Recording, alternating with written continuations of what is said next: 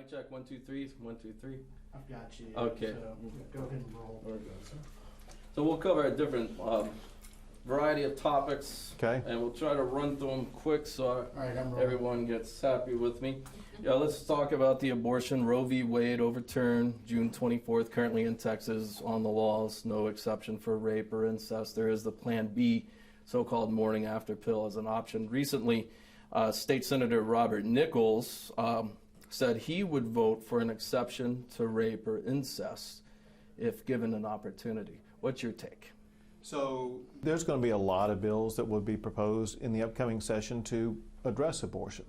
I can tell you one thing that I would reject, and that is the approach that Beto has. Beto believes not only in abortion to the very last second before a fully developed child is born.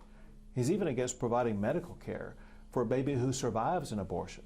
He is in favor of unlimited abortion at taxpayer expense. That will not be allowed in the state of Texas. I'll tell you what I'm looking to do. There is confusion, seemingly, among the medical community, as well as some others, about what it means to take care of the health and save the life of the mother. Let me give you some examples. There's what's called an ectopic pregnancy, a miscarriage. Neither of those are abortions, but some doctors are either apprehensive or refusing to address them or take care of them. We need to clarify that, as well as other ways in which mother's health and her life are at risk. We prioritize protecting the life of both the mother and the baby, and we will not sacrifice the mother for the baby or the baby for the mother. So there will be a number of bills. Exactly. Talk about school safety, number of measures you enacted since Uvalde. Some of the families say there hasn't been enough done. Some of the families are supporting Beto O'Rourke. Do we need to raise the age to purchase an AR-15 or a so-called assault rifle? So, as you mentioned, there have been several things that I have done already to make schools safer and to address the tragedy of what happened in Uvalde. And I am for more laws that will ensure that we get guns out of the hands of dangerous people. I signed one that makes it a felony for someone to lie on a background check. I'm in favor of making juvenile records subject to a background check. I'm also in favor of making it a crime for criminals to either buy or to possess a handgun. But we can't make false promises. And a false promise would be to try to tell people that we're going to get all these ARs out of the hands of people who are 18, when federal courts this year have come out and made clear that it is unconstitutional for a state to pass a law that denies an 18-year-old the ability to buy a gun like that. And so the courts have spoken. It's unconstitutional. We need to focus on what we can actually achieve. Okay. This question is for WOAI, our affiliate, as you know, in San Antonio. You know Chance Collins with the Texas Rangers? Right. He recently sent out an email announcing his retirement to his colleagues. And this is the email right here. And I highlighted that line, without fear, intimidation, or political influence. Was he pressured to retire, or is he referring to some kind of political influence related to the Uvalde investigation? Yeah. I have no information about it whatsoever. I've never spoken to him. I have no idea what he's talking about. You do know him, right? You work with him professionally as head of the Texas Rangers. Did he have any involvement in the Uvalde investigation? So truly, I have no idea. Okay, so he wasn't told to leave, and do you know how key he was in the investigation? I don't have any recollection of ever talking to him, to be honest. Okay. That was for our affiliate. Yeah. Crime has increased in certain parts of Texas.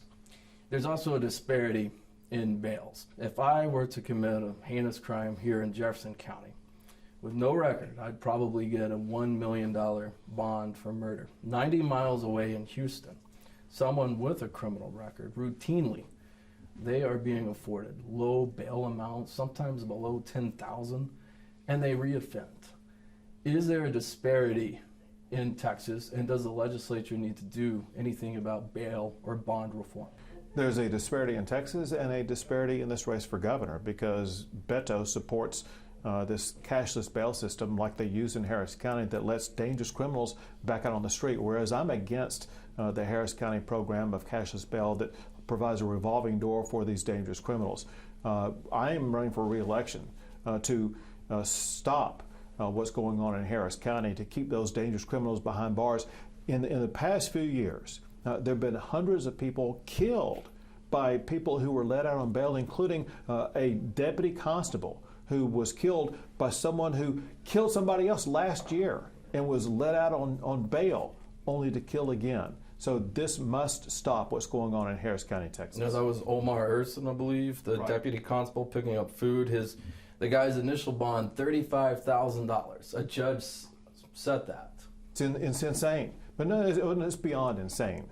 It's deadly. What they're doing is deadly, and it must be stopped. A lot of Southeast Texans are having sticker shock with their property valuations. Last night, WOAI TV had an interview along with you and your opponent. This is what Beto O'Rourke said. Quote, "We need to reduce the cost of doing business in the state of Texas. On average, taxpayers in Texas are paying more in taxes than our counterparts in California." He goes on about saying property taxes have gone up about $20 billion since you were elected. He was not complimentary. What's your response? But he was also not honest. Beto's biggest problem is that he cannot help telling lies, and he's told several right there. Texas actually ranks #1 in the United States of America for the lowest cost of doing business. It's one of the multiple ways in which Texas ranks #1 in America as the best state for doing business. He also is not honest about his position on property taxes. He knows, and he's trying to cover up the fact that he actually raised property taxes 3 times. He's the only candidate in this race who actually raised property taxes. No one like that should be elected to office. Do you ever fear with all the Californians moving to Texas that this state could eventually turn blue? You know, one thing I hear, whether people are moving from California or whatever state, they are fleeing a brand of socialism that they're trying to escape. And one thing I know is that they did not leave California or New York, whatever state, only to see someone like Beto O'Rourke, who represents the governmental style of Gavin Newsom, who's the governor of California. And so I know that they will not, they will do whatever is possible to make sure that someone like Beto O'Rourke is not going to be elected in Texas, because they didn't move here just to get the same old thing that they fled from. I'm going to get a question in here. This is a localized question, but it has to do with an overall issue we're seeing in the society of wokeism or cancel culture. You're a graduate of Duncanville High School, correct? Right. That's the Panthers. Right. Do you follow high school football at all, Texas? Sure. Okay. Do you aware of Port Neches Groves High School, the Indians? Sure. I'm a graduate of Port Neches Groves High School. There's a lot of renewed pressure for that school to do away with their mascot, the Indians, including most recently by the Alabama Coshada tribe in Livingston. Would you support PNG ISD in keeping their mascot? Yes, keep the mascot. It's a celebration of Indians, and they should be proud. Anything else on that? No. And no pressure? Okay. Unemployment rate here in Beaumont, Port Arthur, Orange, consistently, we get the numbers. It's always the second worst in the state, next to part of the valley with Edinburgh and Farr. We have our petrochemical industry here. This area could benefit. I know you have the plant you were here a couple months ago up in Newton. Is there anything this area could do in terms of economic diversification? Maybe like we're right here on I-10, an Amazon warehouse or something, because the unemployment rate here, no matter who's in charge, is always down at the bottom in Texas. So there's bigger things than that are coming. So this energy transformation, whether it be Exxon or Chevron or some new companies that I've been working with just within this past year, they are establishing massive facilities near where we're located right now that will create the next generation of fuel. And there are massive multi-billion-dollar investments that will lead to good-paying jobs in this region. President Biden recently came forward saying he wants to pardon federal low-level marijuana incarcerated individuals. He also urged governors to follow suit. You have the power to do that with TDCJ incarcerated individuals. Will you? Actually, you're incorrect in what you're saying. So Texas law was clarified to prevent governors from having that unilateral authority. A governor can only grant a pardon or parole based upon authorization by the Texas Board of Pardons and Paroles. Would you recommend that, or? Well, again, the governor doesn't recommend to the Board of Pardons and Paroles. They work independently. Let's go back in time. It's my understanding that years ago, bribes were being paid to governors for pardons and paroles. And the Texas legislature wanted to make sure that would never happen again.